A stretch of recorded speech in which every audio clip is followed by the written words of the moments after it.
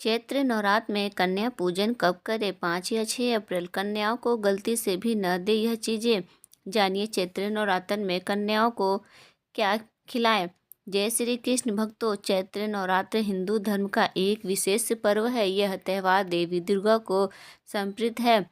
इस दौरान साधक साधक माता रानी के 9 रूपों की पूजा अलग अलग दिन करते हैं और कठिन व्रत रखते हैं। इसके अलावा चैत्र नवरात्र में कन्या पूजन का भी बड़ा महत्व है। कन्या पूजन में कन्याओं को देवी दुर्गा के 9 रूपों का प्रतीक मानकर उनकी पूजा की जाती है।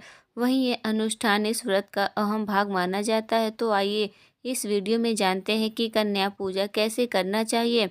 जय माता दी भक्तों, कन्या पूजन कब करना है? इस साल 5 अप्रैल को नवमी तिथि रात्रि 7:26 पर शुरू हो रही है। इसका समापन 6 अप्रैल 2025 को रात 7:22 पर है। ऐसे में 6 अप्रैल 2025 को रामनवमी मनाई जाएगी। चैत्र नवरात्र में कन्या पूजन अष्टमी या नवमी तिथि को किया जाता है। इस साल अष्टमी तिथि 5 अप्रैल को, नवमी तिथि 6 अप्रैल को पड़ रही है, जिस वजह से अष्टमी तिथि का कन्या पूजन 5 अप्रैल और नवमी तिथि कन्या का पूजन 6 अप्रैल को किया जाएगा। ऐसे में आप इन दिनों में से किसी भी दिन कन्या पूजन कर सकते हैं। कन्या पूजन मंत्र: अहरे क्लीं चामुंडाय विच्चे नमः, दुर्गाय नमः। कन्या पूजन का महत्व: नवरात्रि के दौरान माता के भक्त कन्या पूजन करते हैं। माना जाता है कि कन्याओं का पूजन करने से माता का आशीर्वाद भक्तों को प्राप्त होता है। भारत में कई जगह कन्या पूजा नवरात्रि की अष्टमी तिथि के दिन होता है। वहीं कहीं कहीं नवमी तिथि को के दिन भी कन्या पूजन किया जाता है। आज हम आपको बताएंगे कि अगर आप भी नवरात्रि के दौरान कन्या पूजन करने वाले हैं तो किन गलतियों को करने से आपको बचना चाहिए। कंजका पूजन में एक लांगुर को भी बैठाया जाता है। अक्सर लोग इसे भैरव बोल देते हैं, लेकिन यह असल में स्कंद का स्वरूप होता है। यानी जब आप कंजका का पूजा करते हैं तो एक एक लड़का स्कंद कार्तिकेय का प्रतीक होता है। कन्या पूजन के लिए कन्याओं की बात करें। कन्या पूजन के दौरान लोग 2 से 10 वर्ष की छोटी छोटी कन्याओं की माँ दुर्गा का स्वरूप मानकर आशीर्वाद पूर्वक घर बुलाते हैं, उनके पैर धोते हैं। नवरात्र में कन्या पूजन के दौरान कन्याओं को भोग के लिए रूप में हलवा, पूरी, चने और खीर का भोग जरूर लगाना चाहिए।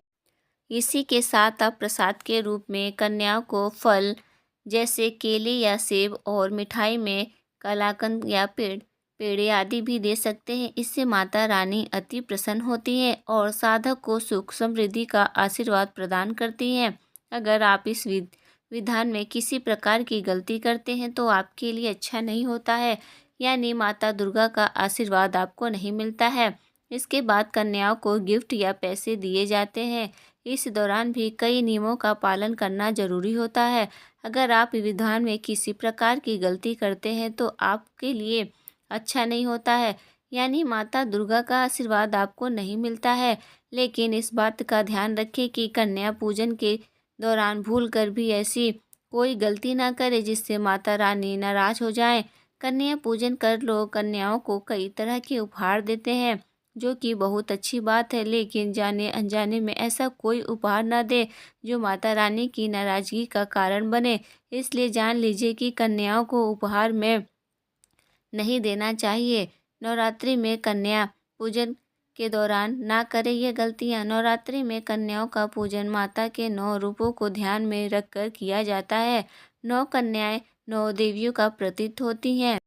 इसलिए कन्या पूजन के दिन उनके आने से पूर्व ही आपको उस स्थान की सफाई कर देना चाहिए जहां आप उनको बैठाएंगे। अगर आप कन्या के बैठने के स्थान को साफ नहीं करते हैं तो आपकी ये गलतियां माता रानी की नाराजगी का कारण बन सकती है। कन्या पूजन में कन्याओं के पैर छूकर आशीर्वाद लिया जाता है, इसलिए ख्याल रखें कि कोई कन्या आपके पैर न छुए। नवरात्रि के 9वें दिन यानी कि नवमी तिथि को कन्या पूजन कराने का विधान होता है। इस दौरान कंजकों को भोजन कराने के बाद उपहार दिए जाते हैं। यहाँ पर कंजकों के लिए उपहार चुनते समय हमें कई बातों का ख्याल रखना जरूरी होता है। इस दौरान गलती बिल्कुल नहीं करना चाहिए। कन्या पूजन के लिए दौरान कन्याओं को उपहार में धातु नहीं भेंट करनी चाहिए, यानी भूलकर भी बर्तन या प्लास्टिक की चीज़ें उपहार में न दें। कन्या पूजन के बाद कंजकों को उपहार में कांच की या न नुकीली कोई वस्तु देने से भी बचना चाहिए। कन्या माता का स्वरूप होती है, इसलिए लाल रंग की चुनरी या कपड़े उपहार में देना चाहिए। गलती से भी काले कपड़े व काले रंग का रुमाल भेंट न करें।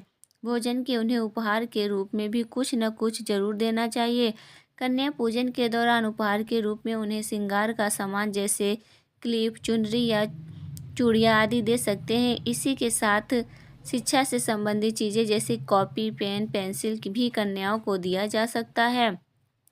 अपने घर से कन्याओं को विदा करने से पहले उनके पैर छूकर आशीर्वाद लेना चाहिए। जय माता दी के जयकार के साथ उन्हें विदा कर दें। ऐसा करने से माता रानी आपसे प्रसन्न होती हैं। कन्याओं को भोजन कराने के दौरान यह बात याद रखें कि सीधे भोजन कराने के बजाय पहले उनके पैर धोएं, तिलक लगाएं और फिर आसन पर बिठाकर भोजन परोसें। भोजन बनाने के दौरान खाना लहसुन और प्याज का नहीं बना होना चाहिए। छोटी कन्याएं जितना खास पाएं, उन्हें आदरपूर्वक उतना ही खिलाएं। कन्याओं को भोजन और उपहार आदि देने के बाद पैर छुएं का नियम भूलना नहीं चाहिए। माता दुर्गा नाराज हो सकती हैं। कन्याओं को विदा करने के बाद तुरंत ही घर की साफ सफाई न करें। इस दौरान थोड़ा रुकना चाहिए। इन गलतियों से भी बचें। कन्याओं को घर आते ही सीधे भोजन कराने के बजाय पहले उनके पैर धोएं, तिलक लगाएं और फिर आसन पर बैठाएं। कन्याओं के भोजन में लहसुन प्याज युक्त चीज़ें न खिलाएं। केवल हलवा, पूरी, चना और नारियल ही खिलाएं। छोटी कन्याएं जितना खा पाए उन्हें आदरपूर्वक उतना ही खिलाएं। कन्या पूजन के लिए भोग बनाते समय स्वच्छता का पूर्ण रूप से ध्यान रखना जरूरी होता है। साथ ही इस बात का भी ध्यान रखना चाहिए कि भोग में शामिल सभी चीज़ों का पूर्ण रूप से सात्विक होना चाहिए। छोटी बच्चियों का कन्या पूजन किया जाता है, ऐसे में कोशिश करें कि आपका भोजन कम मिर्च मसाले वाला हो। बिना पैर छुए कन्याओं को भूल कर भी विदा ना करें, इससे माँ दुर्गा नाराज हो जाती हैं। कन्याओं को विदा करने के बाद तुरंत ही घर की सफाई न करें। देवी पूजन के बाद पूरे परिवार को प्रसाद ग्रहण करना चाहिए। इसके साथ ही जो कलश आपके नवरात्र में अपने मंदिर में रखा है, उसके जल को पूरे घर में छिड़क दें। साथ ही कलश पर रखे नारियल के जल को पूरा परिवार प्रसाद की तरह ग्रहण करे। इससे धनलक्ष्मी की बात बरसात होती है। अगर कोई कन्या आपके सिक्का दे जाए या कलश से सिक्का गिर जाए तो यह बहुत ही शुभ संकेत है। ऐसा अगर हो तो आप इसे बिना किसी से जिक्र किए तुरंत लाल कपड़े में बांधकर अपने गले में या अपनी तिजोरी में रख दें। प्रेम से बोलिए जय माता दी। ऐसे और भी रोचक और आध्यात्मिक वीडियो के लिए चैनल को सब्सक्राइब कर लें। फिर मिलते हैं एक और ही दिलचस्प वीडियो के साथ। यह तमाम जानकारी जन रुचियों को ध्यान में रखकर दी जा रही है। ज्योतिष और धर्म के उपायों और सलाहों को अपनी आस्था और विश्वास पर आजमाएं। कंटेंट का उद्देश्य मात्र आपको बेहतर सलाह देना है। धन्यवाद। जय श्री कृष्ण।